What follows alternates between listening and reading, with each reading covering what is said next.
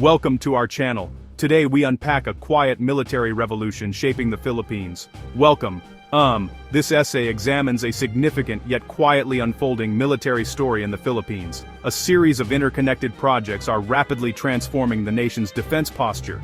These changes are happening in the shadow of rising tensions in the South China Sea. We will investigate the facts behind these developments. This analysis relies on public records, official statements, and credible news reports. It seeks to provide a clear and precise picture of what is known. The goal is to separate confirmed information from speculation. We will explore key projects, major players, strategic implications. Story is complex. It involves secret task forces and advanced unmanned systems. It includes massive new budgets and strategic infrastructure projects. Over 2024 and 2025, a pattern has emerged. Reports detail a new classified U.S. military unit named Task Force Ayungin. A significant development surfaced in mid-2024. U.S. Defense Secretary Lloyd Austin publicly acknowledged American support for the Philippines. He made the admission after violent clashes at sea. In his remarks, he referenced a previously unknown unit, Task Force Ayungin. The name is symbolic. Ayungin Shoal is the Philippine name for 2nd Thomas Shoal. It's a major flashpoint in the South China Sea. The task force was reportedly established in mid-2024. Its existence had been kept classified until Austin's disclosure. Its mission is focused, providing technical assistance and training for the Philippines' new unmanned surface vessels. Technical assistance, training on unmanned surface vessels. Reports describe the task force as small and specialized. It is not a large combat formation. Rather, personnel are embedded inside the Philippine military's command structure. They operate from a command and control fusion center at the AFP Western Command in Palawan. That center is the nerve hub for Philippine operations in the South China Sea. The task force's role is to boost unmanned systems operations and maritime intelligence gathering. U.S. officials stress missions remain Philippine operations. The distinction, U.S. enablement, not direct participation. The Philippines' naval capabilities are being augmented by a new generation of unmanned surface vessels, or USVs. This has been one of the most significant aspects of recent U.S.-Philippine military cooperation. According to reports from USNI News, specific systems have been delivered to enhance Manila's maritime domain awareness. Notable among these are the Devil Ray T-38 and at least 4 Mantis T-12 unmanned vessels. These platforms are not simple drones. They are sophisticated sensor platforms designed for long-duration missions in the challenging environment of the South China Sea. Their deployment marks a technological leap for the Philippine Navy. These USVs are equipped with advanced features. A demonstration, observed by Defense Secretary Lloyd Austin, showcased their capabilities. The vessels possess autonomous navigation systems, allowing them to follow pre-programmed routes or patrol specific areas with minimal human intervention. They carry versatile ISR payloads, which can include high-definition cameras, thermal imagers, and signal intelligence receivers. The USVs reportedly use Starlink terminals provided by SpaceX for their data links. This provides high-bandwidth, over-the-horizon connectivity, letting operators receive real-time video and sensor data. Philippine commanders can see what the drone sees and make decisions from hundreds of miles away. Behind the delivery of new hardware is a robust financial and organizational structure. In November 2024, the U.S. Department of Defense launched a new initiative called the Maritime Security Consortium. The program accelerates adoption of unmanned systems by partners in Southeast Asia. According to Army recognition, the consortium is backed by up to $95 million in annual public-private funding. That level of funding underscores U.S. priority on bolstering regional maritime security. It is managed as a collaborative effort between key U.S. defense organizations: Defense Innovation Unit, Defense Security Cooperation Agency, U.S. Indo-Pacific Command. Large-scale joint exercises like Balikatan demonstrate and deliver systems to partners. Partners can see the technology in action. Partners can train personnel on its use. Exercises become a pathway to deliver systems directly. The technology is not just showcased, it is fielded and integrated. The $95 million annual budget sustains a regional unmanned surveillance network. For Manila, it enables cutting-edge tech that might otherwise be cost-prohibitive. In addition to providing systems and training, the United States is also investing in physical infrastructure. Publicly available documents and reporting from USNI News have revealed U.S. plans to fund and build a new military facility on the western coast of Palawan. Palawan is the archipelago's westernmost province facing directly onto the contested waters of the South China Sea. The planned facility supports Manila's maritime operations with a forward staging point. The details come from a solicitation for a boat maintenance facility. Support infrastructure would host Philippine watercraft, including assault boats. The specified location is the municipality of Quezon, Palawan. A glance at a map shows the strategic significance. Quezon is only about 160 miles east of Second Thomas Shoal, a volatile flashpoint. Project documents explicitly cite this strategic position. Such a facility reduces transit time, extends on-station patrols, and streamlines repair and resupply. It acts as a lily pad for persistent presence near the Spratlys and Reed Bank. Though intended for Philippine vessels, U.S. funding signals deeper strategic alignment. It represents a shift toward more permanent enabling infrastructure. That's the situation as it stands. While American support is a critical enabler, the Philippines is also making a massive investment in its own defense. On January 23, 2024, Defense Secretary Gilberto Teodoro Jr. announced a new modernization plan, known as the third phase of the AFP modernization program, or Re-Horizon 3. This strategy represents a landmark commitment. According to MP IDSA, the program is backed by about US $35 billion, spanning 2024 to 2034. The primary goal is comprehensive and far-reaching. Build a credible defense posture across all national territory, land and water domains and the exclusive economic zone, the seabed and continental shelf and national airspace. It pivots AFP from internal security to external defense against state-level threats.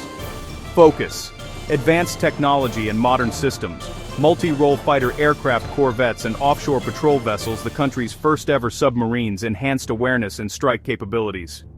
35 billion signals, true intent to build self-reliance.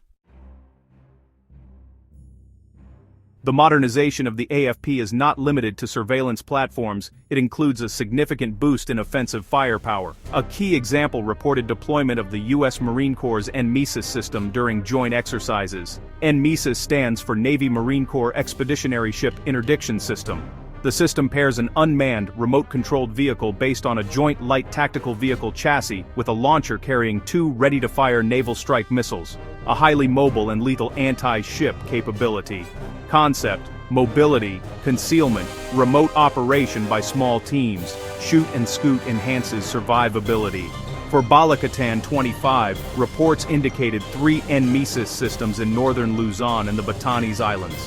Adjacent to the Luzon Strait, a vital corridor between the Western Pacific and the South China Sea. A credible anti-ship threat here signals control potential in crisis. The security challenges facing the Philippines are not just on the surface, they extend to the world below the waves. Between July 2022 and December 2024, authorities made troubling discoveries. USNI News reported at least 5 Chinese-origin underwater drones found in Philippine waters. Not simple commercial devices. Recovered units showed autonomous processing, onboard storage, and satellite transmission. One case revealed encrypted communications to mainland China. Officials believe these drones conducted clandestine, hydrographic surveys to map the country's waters. Such data aids submarine operations, navigation, and concealment. In parallel, the Philippines is upgrading ground force equipment. A contract on April 18, 2024, supplied 73 Squad automatic weapons, valued at PHP 45.38 million, awarded to a System Defense Top Shot Guns International joint venture, diversifying sources: Turkey, South Korea, Israel, and the United States. Modernization spans high-end missiles to fundamental infantry weapons. Every new tool, from underwater drone detectors to machine guns, strengthens resilience across conflict spectrums. The evidence presented paints a clear and consistent picture. The Philippines is undergoing rapid, comprehensive modernization with significant support from the United States. This is not one secret project but a multifaceted strategy. Creation of specialized support units like Task Force Ayungin, fielding advanced unmanned surface vessels USVs with real-time data links. New funding, $95 million Maritime Security Consortium, anchored by the 35B Re-Horizon 3 program strategy taking physical form. New bases in Palawan. This alters the security landscape of the South China Sea.